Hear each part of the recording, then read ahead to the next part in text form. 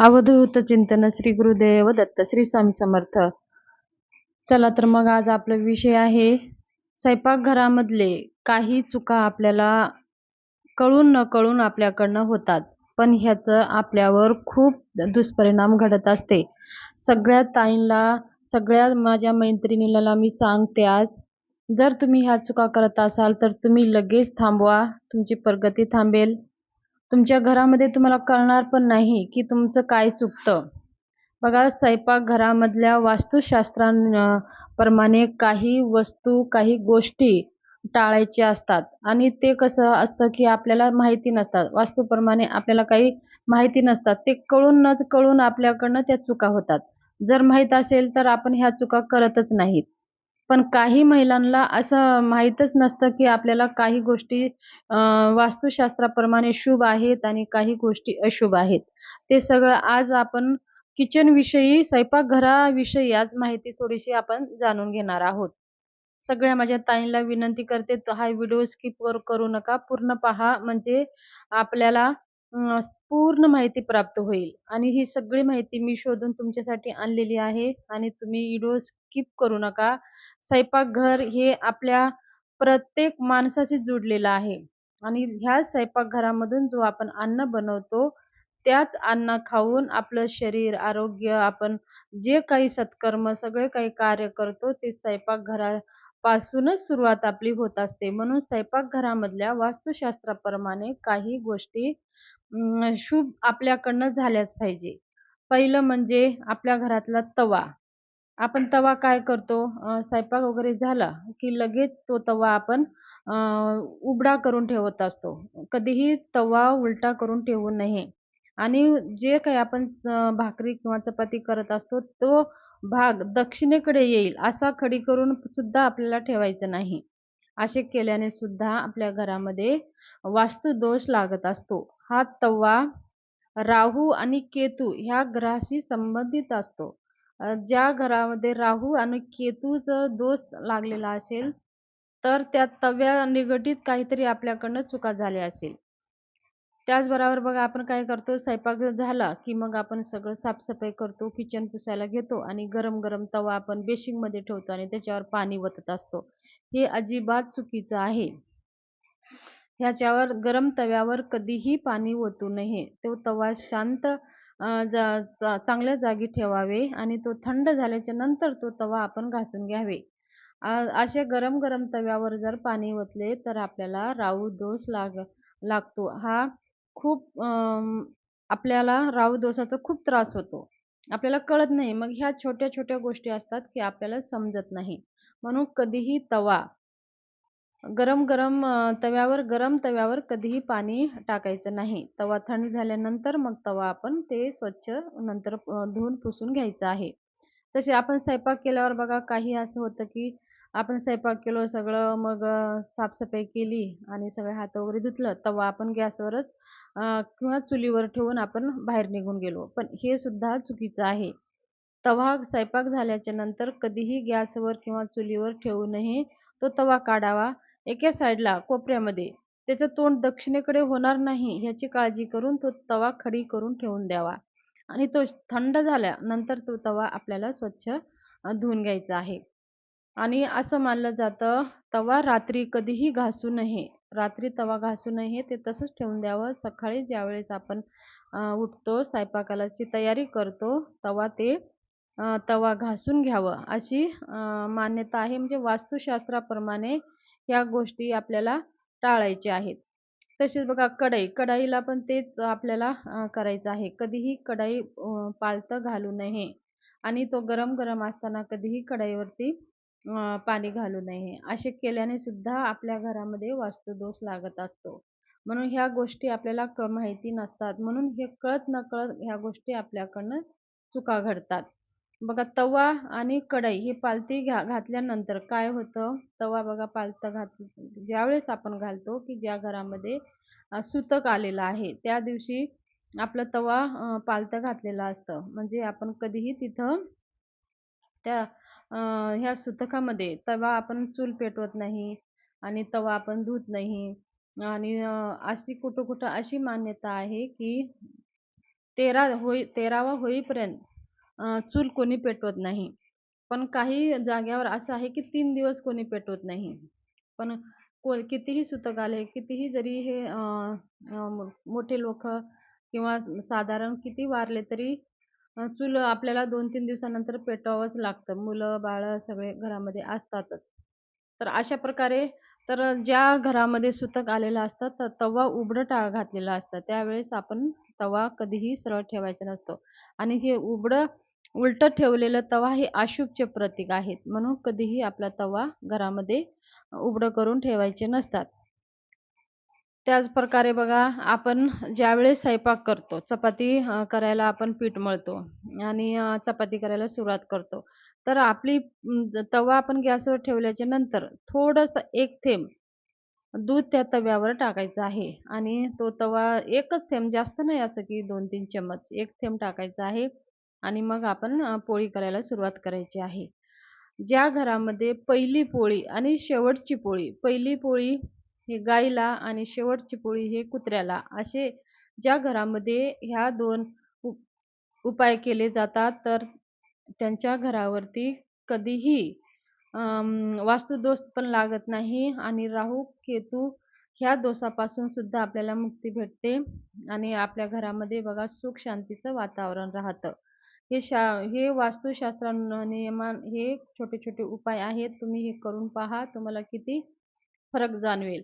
पण असं काही होतं, की काही आपण शहरामध्ये राहतो. आपल्याला लगेच गाई भेटत नाही, लगेच कुत्रा भेटत नाही. पण आपण काय करायचं, त्यांच्या नावाने आपण काढून ठेवायचं. 2 दिवसानं, 3 दिवसानं एकदा तरी आपण गोठा असेल, गाई असेल किंवा तिथं नेऊन आपण देऊन यायचं आहे. त्यांच्या नावानं काढायला सुरुवात करा. बघा तुम्हाला किती फरक जाणवेल. ही खूप अत्यंत महत्त्वाची माहिती आहे. कुणाला माहिती नसेल, कुणी एवढं डिटेलमध्ये सुद्धा कोणी सांगत नाही. ज्यांना माहिती आहे ते आपले करतात. पण मी माझ्या मैत्रिणीसाठी, माझ्या जेवढे काही सबस्क्राईब केलेले आहेत, त्या सगळ्या ताईंसाठी, सगळ्या दादांसाठी, सगळ्या परिवारांसाठी ही मी माहिती सांगत आहे. तर तुमच्या जीवनामध्ये काहीतरी माझ्या माहितीचा फायदा व्हावा म्हणून. तसेच पोळीपाट लाटणं.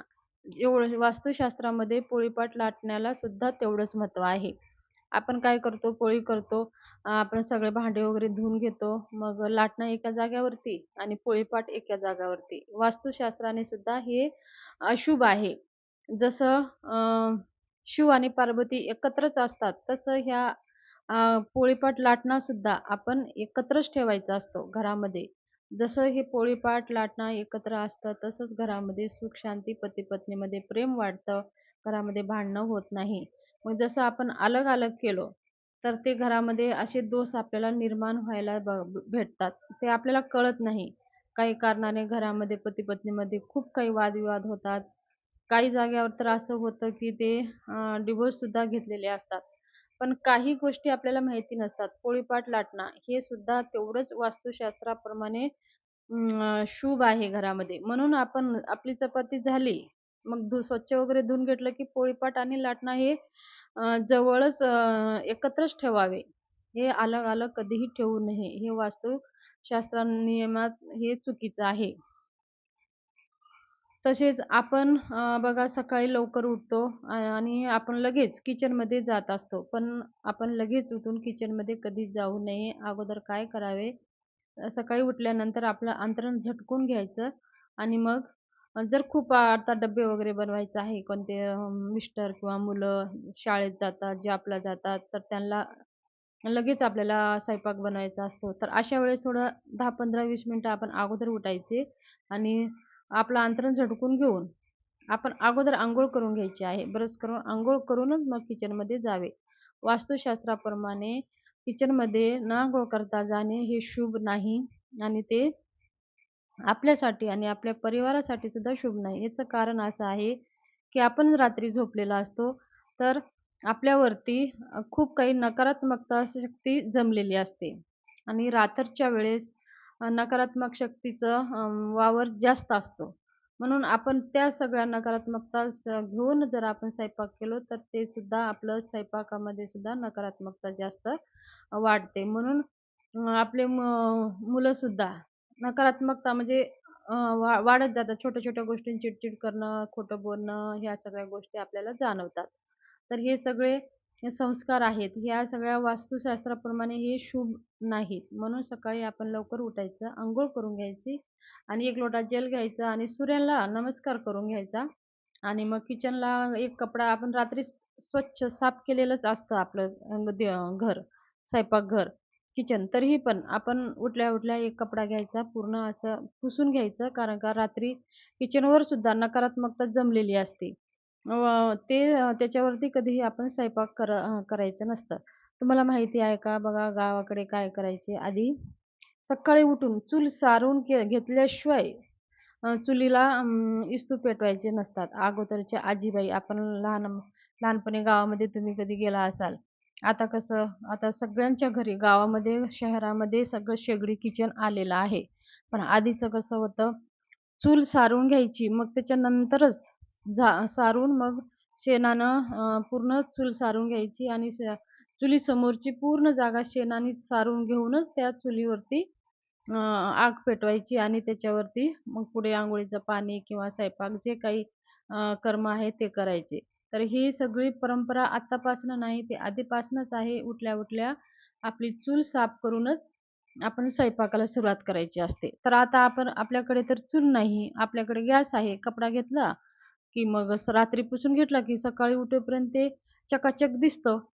पण त्यावरती किती नकारात्मकता जमलेली असते हे आपल्याला दिसत नाही. म्हणून आपण ते सकाळी उठून एक ओला कपडा घेऊन आधी पूर्ण पुसून घ्यायचं, मग स्वयंपाकाला करायचं. हे शास्त्राप्रमाणे हे आपल्यासाठी, आपल्या वास्तूसाठी, आपल्या परिवारासाठी शुभ आहे.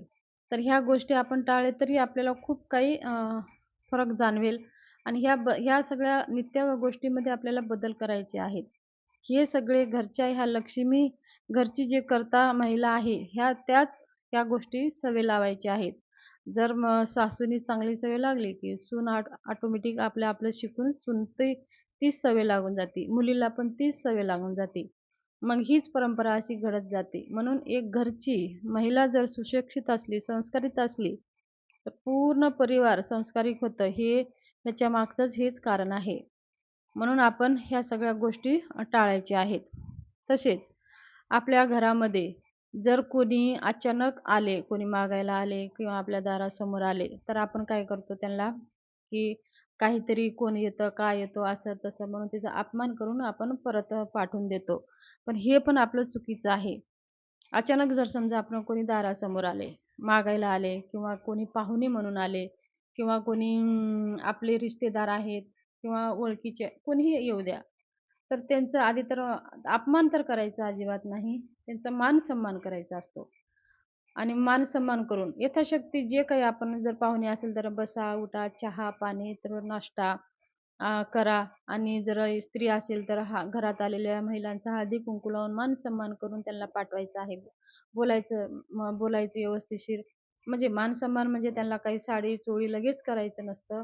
आपण फक्त प्रेमानं मान-सन्मान, बसा, उठा, कसे आले, काय नाही, ह्या गोष्टी असतात ना, ह्या खूप आपल्या वास्तूमध्ये त्यांचा सकारात्मक परिणाम होतो.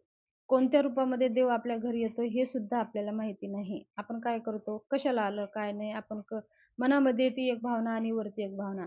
आणि कोणी-कोणी असं असतात दारामध्ये आलं त्यांना कोणी बोलत सुद्धा नाही.